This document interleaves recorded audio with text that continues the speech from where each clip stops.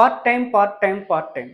அதாவது பார்ட் டைம்னா என்னன்னா, ஃப்ரீயா இருக்க டைம்ல நம்ம கொஞ்சம் ஏதாச்சும் ஒரு ஒர்க் பண்ணி, அது மூலமா நம்ம கொஞ்சம் சம்பாரிக்கலாம் அப்படின்ற ஒரு விஷயம். பட் ரியாலிட்டி என்னன்னா, மெயின் டைம்ல பார்க்குற ஒர்க்லயே நம்மனால நெறையா சாதிக்க முடியல, சம்பாரிக்க முடியல. அது எப்படி பார்ட் டைம் வந்துட்டு நம்மள காப்பாத்தும் அப்படின்ற ஒரு விஷயம். நெறைய ஆட்லாம் பார்க்குறேன். பார்ட் டைம் ஒர்க் டெய்லி ஒரு 2 ஹவர்ஸ் ஒர்க் பண்ணா போதும். 4000, 6000 சம்பாரிக்கலாம் அப்படின்ற மாரி ஒரு விஷயம் இருக்கு.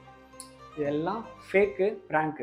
Coming back to the point, ஒரு 2019-20 அந்த டைமில் நான் வந்துட்டு ஸ்விக்கி வந்துட்டு நான் பார்ட் டைமாக நான் ஓட்டிகிட்டு இருந்தேன். மார்னிங் 9 o'clock ஈவினிங் 6 o'clock வரைக்கும் எஸ்யூ அனலிஸ்ட்டாக ஒரு கம்பெனியில் ஒர்க் பண்ணேன். ஈவினிங் 6 o'clock மேலே ஸ்விக்கி ஓட்டிகிட்டு இருந்தேன். என்ன காரணம் அப்படின்னா, எனக்கு வாங்குற சேலரி அந்த டைமில் பத்தலை. ஒரு 2.5 years of experience as SU அனலிஸ்ட்டாக இருந்தேன் நான். பட் ஒரு 2 months நான் ஸ்விக்கி ஓட்டினதுக்கப்புறம் ஒரு விஷயத்தை நான் ரியலைஸ் பண்ணேன். என்ன அப்படின்னா, எப்போவுமே என்னோட அந்த மார்னிங் 9 to 6க்கு அப்புறம் என்னோட ஃபியூச்சருக்கு தேவையான சில விஷயங்கள் நான் ஒர்க் அவுட் பண்ணுவேன். லைக் ஏதாச்சும் ஒரு ப்ராஜெக்ட்ஸ் பண்ணுவேன், ஃப்ரீலான்சிங் அந்த மாதிரி ஏதாவது சர்ச் பண்ணுவேன். எனக்கும் சில பிஸ்னஸ் ஐடியாஸ் இருந்துச்சு, அது ரிலேட்டடாக ஏதாச்சும் ஒரு ஒர்க் அவுட் பண்ணிகிட்டு இருப்பேன். பட் இந்த ஸ்விக்கி ஓட்ட ஆரம்பித்ததுக்கப்புறம் நிறைய விஷயங்கள் மாறிச்சு. ஃபஸ்ட்டு விஷயம் ஹெல்த் அஃபெக்ட் ஆச்சு. செகண்ட் விஷயம் லைட்டாக ஹேர் ஃபால் வர ஆரம்பிச்சு. தேர்ட் விஷயம் உடம்பு பயங்கரமாக டயர்டாச்சு. ஃபோர்த் விஷயம் என்னோடய ஃபியூச்சருக்கு தேவையான ஒரு விஷயத்தையும் நான் பண்ணல கரியர் ஓரியன்டாக. ஸோ நான் குவிட் பண்ணேன். குவிட் பண்ணதுக்கப்புறம் அகெயின் என்னோடய பேக் டு த ரொட்டீன் போனேன்.